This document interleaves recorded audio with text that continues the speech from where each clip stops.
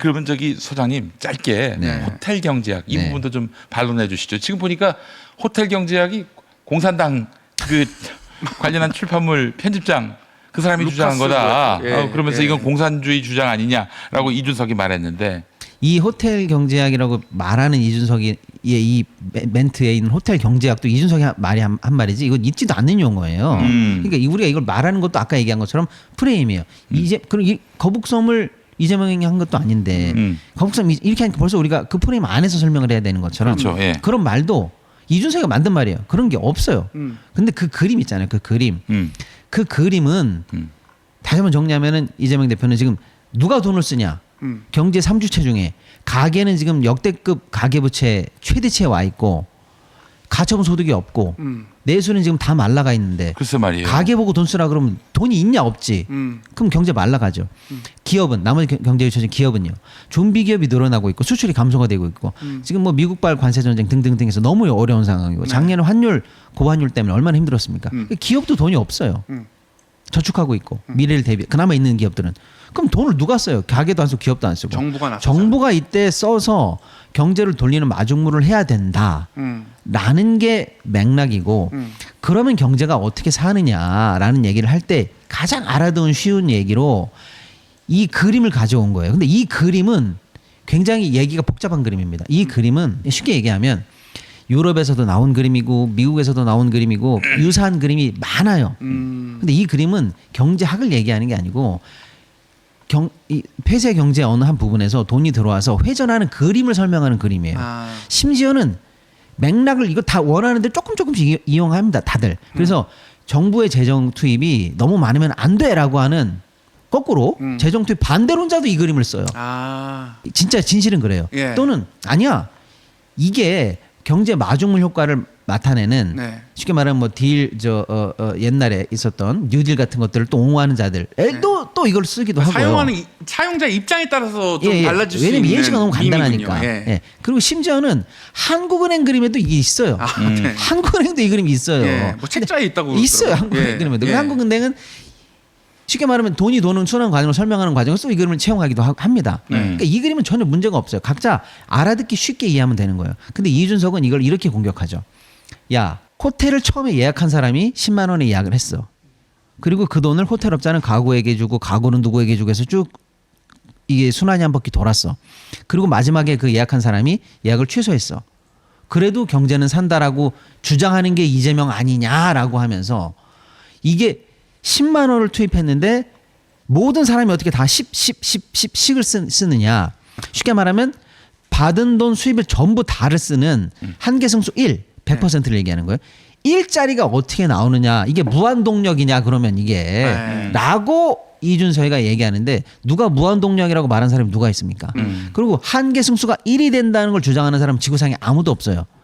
그러니까 우리가 다른 토론에서도 이준석이 어저께 간병비 15조 감축하면 어땠을 거야 뭐 이런 얘기했는데 내가 언제 15조 감축한다고 그러는데 네가 지금 15조 감축한다고 전지에서 나한테 물어봤자는 것처럼 똑같아요.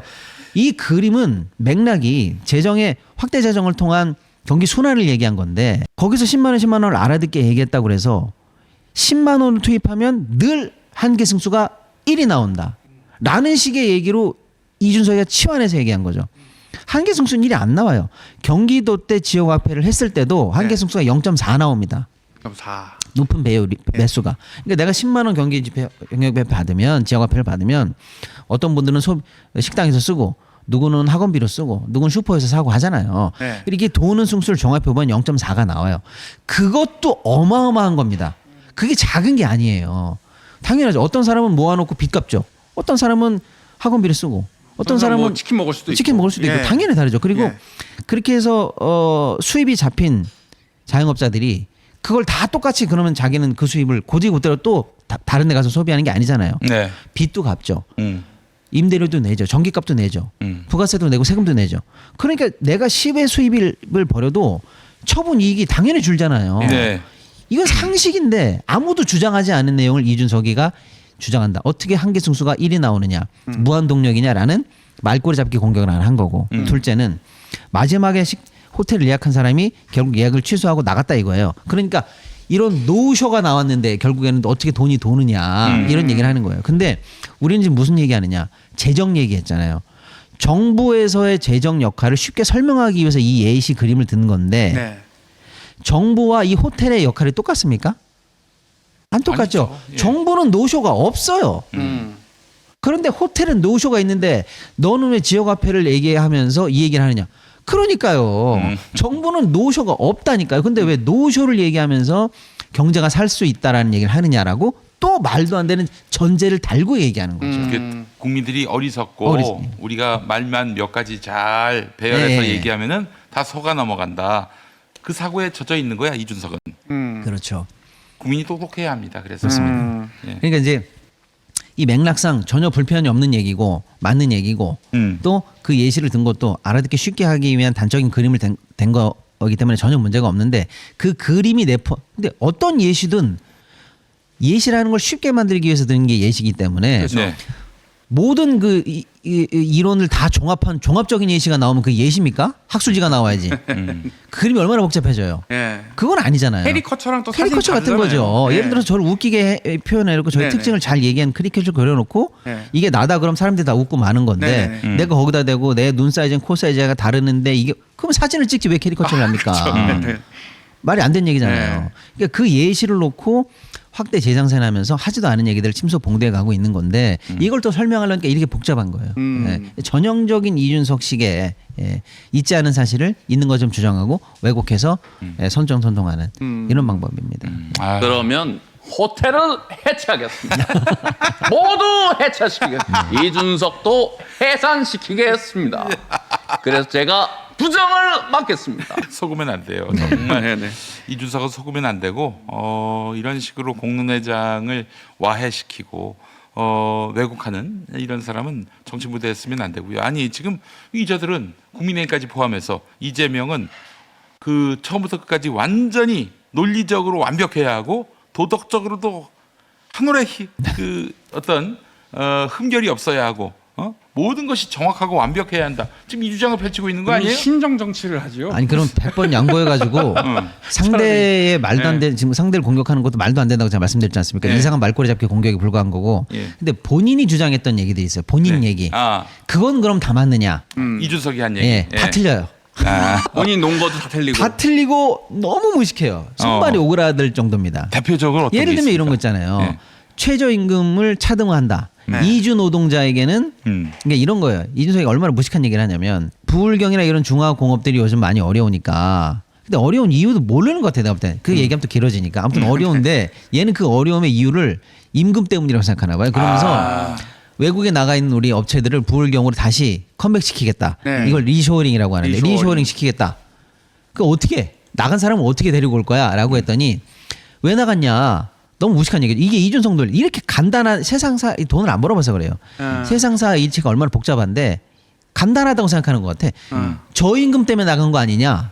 그럼 저임금을 우리나라에서 구가할 수 있게 해주면 되는 거 아니냐라고 하면서 예를 들어 저 캄보디아 같은데 우리나라 공장에 나갔다고 칩시다. 예를 들어서 그럼 거기 있는 공장을 들어오게 하면서 캄보디아에서 저임금으로 일할 수 있었기 때문에 캄보디아 외국인 노동자를 그대로 갖다 여기다 이식하면 되는 거 아니냐. 그 사람들 집 좀 지어주고 좀 살게 좀 해주고 그다음에 임금은 거기 임금 주면 되는 거 아니냐.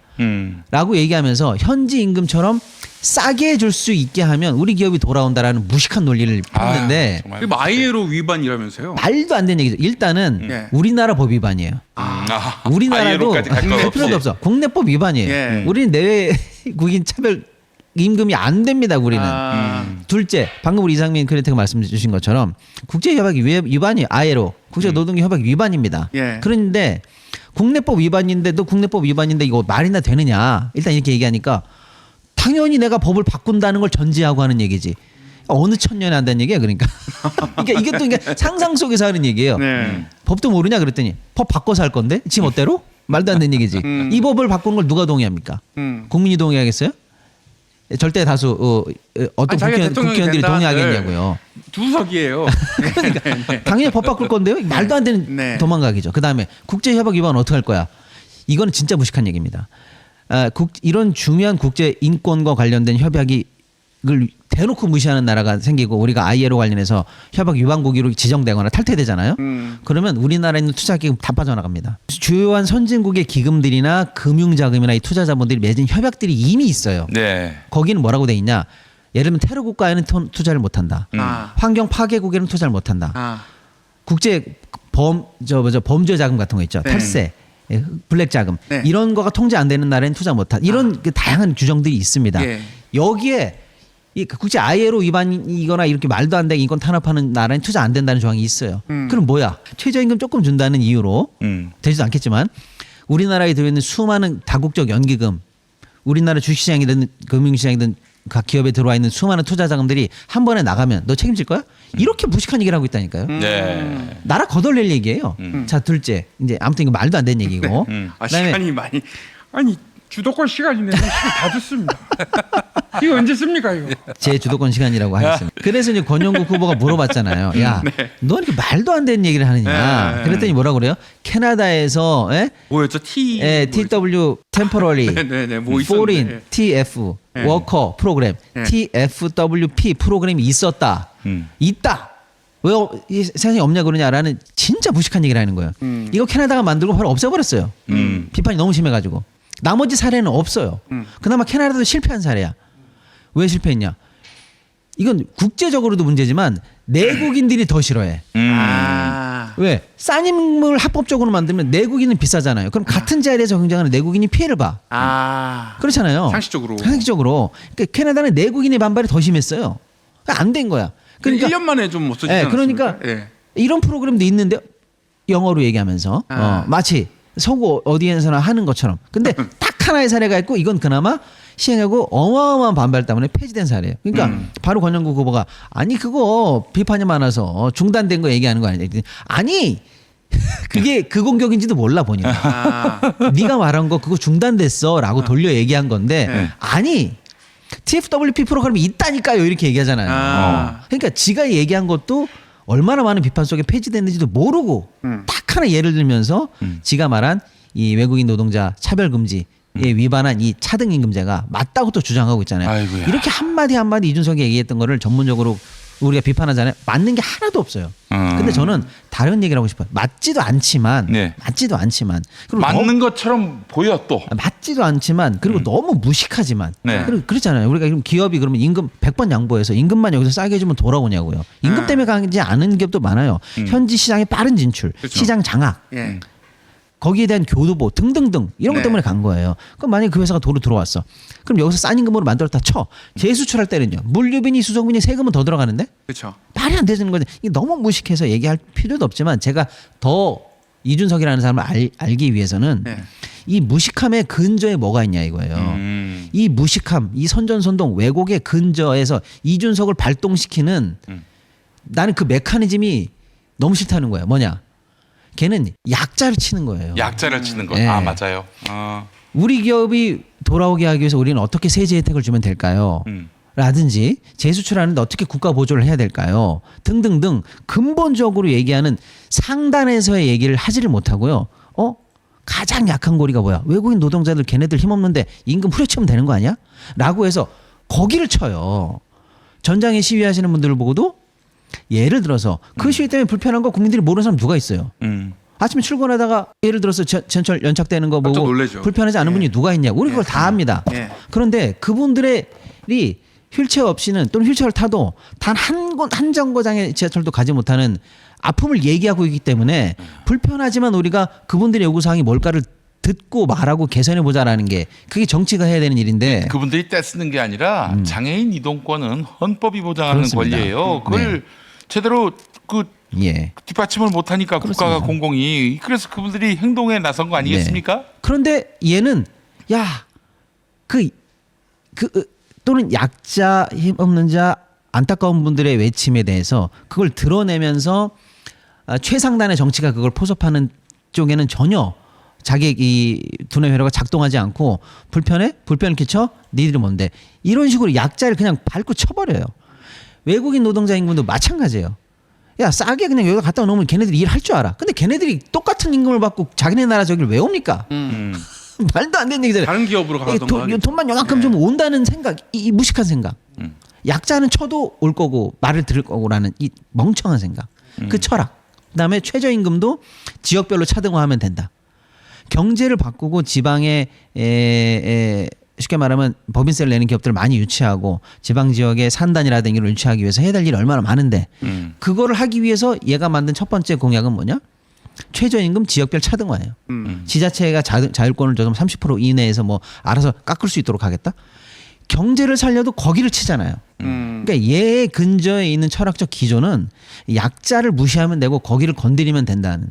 그러면 세상이 풀릴 거라는 정치에서는 안 되는 이 철학이 모든 면에서 보인다는 거예요. 그러니까 이렇게 무식한 논리들이 계속 그냥 얘한테 흡수되고 얘는 그걸 채택하게 되고 이렇게 되는 것 같아요. 저는 이렇게 봅니다. 네. 그 펜코가 주안점을 두는 것이 이기느냐 지느냐 이거야.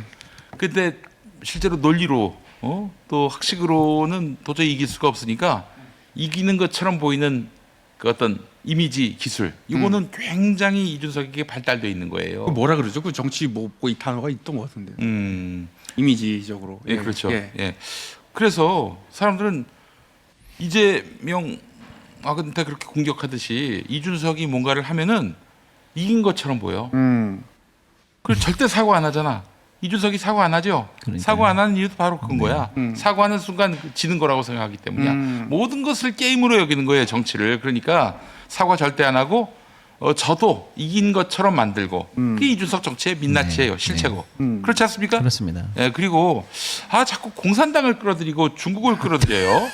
이것도 굉장히 부적절한 아니, 행동이고요. 독일 공산당은 또 다르지 않습니까? 우리가 아는 다르기도 하거니와 레드컴플렉스의 그 지금 공산당하고는 자본주의가 아니 이준석이가 그렇게 좋아하는 일본에도 공산당이 합법적으로 존재하고 있습니다. 네. 의원들도 있어요. 네. 지방에 가면. 또 우리 자본주의 사회긴 하지만은 공산주의에서 차용한 것이 맞습니다. 예컨대 뭐 의료보험이라든지 실업급여라든지 노동조합이라든지 뭐 정부 주도의 경제 정책, 뭐 산업지원 수출 정책 이런 것들 아니 그렇잖아요. 국가가 왜 나서 경제한테 내버려두면 되지. 네. 근데 국가가 나서잖아요. 네. 이게 다 공산주의에서 차용한 거야. 그런데 그런 것들을 깡그리다 무시하면은 무식하다는 얘기인데 공산당은 나빠, 중국은 나빠 이런 착각에 멈춰 있는 인간들 때문에 그 사실은 이준석이가 꽤 그래도 말 잘하고 유능한 정치인처럼 보이는 거지. 여러분 이런 이미지에 속으면 안 됩니다. 그리고 도를 넘어선 게 뭐냐면요. 이 4명 중에 한 명이 대통령이 되잖아요. 예를 들어서. 네. 그렇잖아요. 이론적으로는. 확률상. 그러면 그 대통령은 나의 대통령이고 너의 대통령이고 우리의 대통령입니다. 일단은 그렇잖아요. 그러면 그 대통령은 결국 국익을 위해서 외교의 무대에 뛰어들어야 됩니다. 그런데 그 대통령 후보들이 자기 생각이 있겠어요, 없겠어요? 있지만 다들 적어도 외교 문제에 관해서는 두루뭉실하게 얘기합니다. 왜? 늘 협상해야 되는 측면도 있고 긴장해야 되는 측면도 있거든요. 예. 그런데 이준석이는 1등 하고 있는 후보에게 결국에는 반중, 협중 프레임을 씌운단 말이에요. 너 대만하고 전쟁하면 껴들 거야, 안 껴들 거야? 중국산 어떻게 생각할 거야? 너 혹시 풍력 발전하는 거고 중국 때문에 하는 거 아니야? 등등등 해서 결국 반중 프레임에 딱지를 씌우려고 해. 100번 양보해서. 그래서 만약에 이준석 프레임에 넘어가서 반중이나 협중에 관한 얘기를 단 한 번이라도 했다 칩시다. 예를 들어서. 좆되는 거지. 그리고 대통령이 됐을 때 그 대통령이 우리 국익을 위해서 어떤 때는 중국과 협력하고 어떤 때는 중국을 이용하기도 하고 활용하기도 하고 어떤 때는 중국과 긴장하기도 하면서 결국 외교를 해야 될 사람 아닙니까? 예. 그 사람에게 왜 그 딱지를 씌우느냐 이거예요. 미국에게도 마찬가지입니다. 관세 전쟁부터 시작해서 우리가 국익을 위해서 찾아와야 될 게 있고 안보적으로 협력할 게 있고 얼마나 복잡합니까? 그런데 너 반미 아니야? 이렇게 딱지를 씌워놓으면 그 대통령이 나중에 미국과 어떤 부분에서는 유용하게 우리가 미국을 활용하면서 해야 될 부분에 있어서 얼마나 핸디캡을 안고 시작하겠어요. 미국 국은 논리에서. 그러니까 우리가 그걸 몰라서가 아니라 이건 대통령을 뽑는 토론이기 때문에 여기는 너 모두가 동업자 정신으로 우리 모두가 나중에는 국가를 대표할 수 있는 사람이다라는 측면에서 반국익적 질문을 안 하는 게 암묵적이면서 이게 당연한 룰인데 네. 얘는 그런 거 없다는 거예요. 대통령 될 사람 앞에다 놓고 그 딱지를 씌우겠다는 거예요. 그렇지.